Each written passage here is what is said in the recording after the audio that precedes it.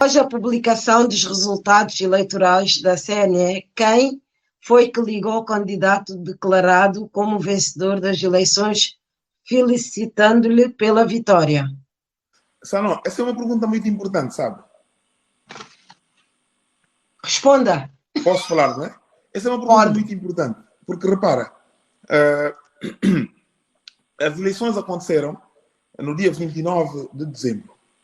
No dia 30 de dezembro, eram 6 da manhã, quando eu recebi uma missão do PAIGC que me vinha dar conta dos resultados eleitorais.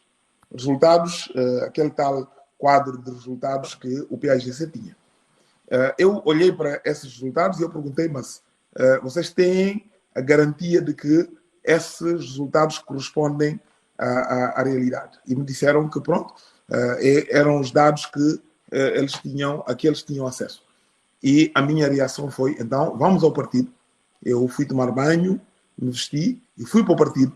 Convoquei uma reunião da Comissão Permanente e disse à Comissão Permanente para convocarem uma conferência de imprensa, porque eu ia declarar-me derrotado das eleições presidenciais, queria felicitar ao candidato vencedor das eleições e permitir que o país pudesse andar para a frente a partir desse momento.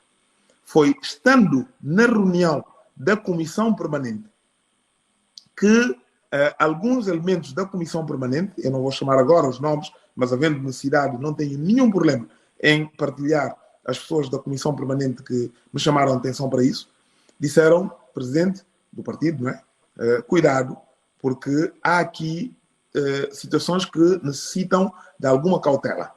Eu disse, mas do que é que se trata? Nós recebemos um conjunto de atas, de mesas das eleições e que agora estão a ser alterados. Portanto, ligaram-nos pessoas a dizer apaguem esses resultados porque nós temos outras atas.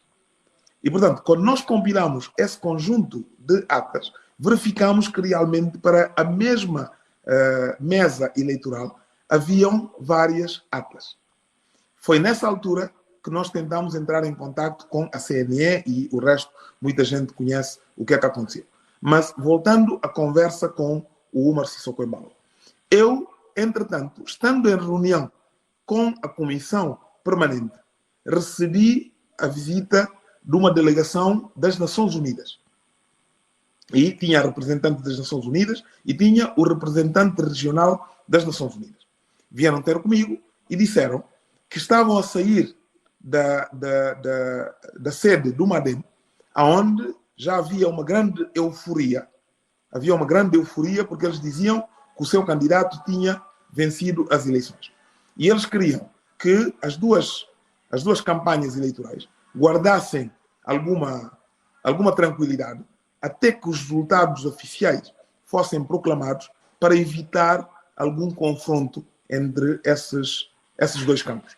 Eu, depois de conversar com essa delegação, eu disse, olha, o Umar Sissoko Embalo é como um irmão para mim.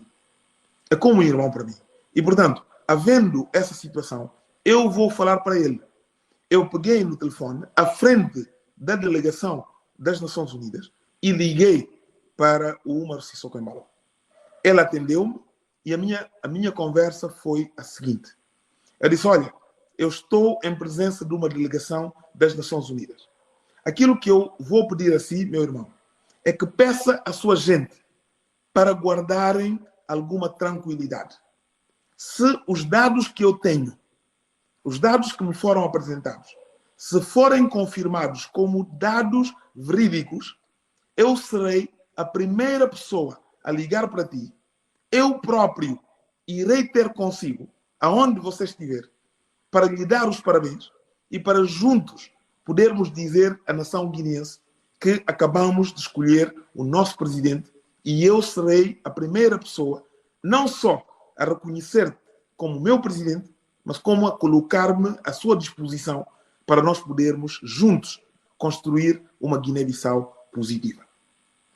Foi esta a minha conversa. Terminei a conversa à frente da delegação das Nações Unidas.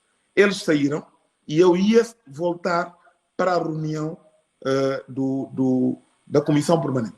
Foi nessa altura, passados 15, 20 minutos, entrou na minha sala um familiar meu. Eu prefiro não estar a identificar o familiar. Entrou um familiar no meu gabinete e disse, então, o que é que aconteceu? Eu disse, mas o que é que aconteceu? Nós estamos a trabalhar nos dados, bom, estamos a tentar confirmar, mas se os dados que a nossa gente está a exibir forem reais, vamos admitir, perdemos, não tem, o mundo não vai acabar por causa disso. Ele disse, não, o problema não é esse. O problema é que já está a passar nos órgãos de comunicação que você ligou para o Umar Sissoko Embalo e já admitiu que perdeu as eleições. Eu disse, não, eu não disse isso. Acha que isso foi uma fuga internal? Alguém que estava consigo na sala que passou essa informação? Eu vou lhe dizer, não foi uma fuga das pessoas que estavam comigo. Eu vou lhe dizer aquilo que aconteceu. Não é? Quando eu acabei de fazer essa conversa com o meu familiar, não é? Ligou-me um presidente da República. Um presidente da República, lá fora, da CDAO, ligou para mim e disse, então, você já admitiu que perdeu e que reconheceu a vitória do seu concorrente. Eu disse, não foi isso que aconteceu. Eu liguei ao meu concorrente e eu disse que se confirmarem os dados que estão a ser emitidos, eu vou repetir toda a conversa que eu tinha dito. Ele disse, não. Eu recebi, o tal presidente dizia-me, eu recebi uma chamada do meu colega do Congo que me disse que lhe testemunharam que tu ligaste ao Umaro Sissoko Embalo e tu disseste que tu tinhas perdido as eleições e que tu felicitavas ao Umaro. E aí eu percebi o que tinha acontecido. Afinal, a conversa que eu tinha tido com o Umaro Sissoko Embalo foi gravado, não é? Depois de gravado, foi manipulado, não é? Retiraram as partes que lhes interessavam, fizeram isso por telefone ao presidente do Congo e convenceram o presidente do Congo que era eu live a dizer-lhe que eu reconhecia que o meu concorrente tinha vencido as eleições. Não é?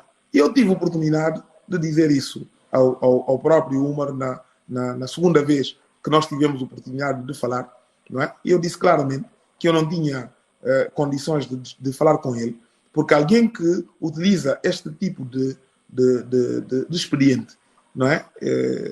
Não merece a minha consideração e por isso deixei de tratar do assunto. Foi isso que aconteceu, mas portanto eu não espero que o meu conterrâneo que fez a pergunta compre a minha versão e acredite plenamente naquilo que eu estou a dizer, mas eu posso lhe assegurar. Aliás, basta dizer o seguinte, não é? O que é que pode levar a alguém que está a ser eventualmente felicitado por vencer as eleições, gravar essa conversa e depois ter uma versão que não é a versão bruta da conversa que teve com o seu conterrâneo. Isso fala de nós e fala de como é que somos na vida, não é?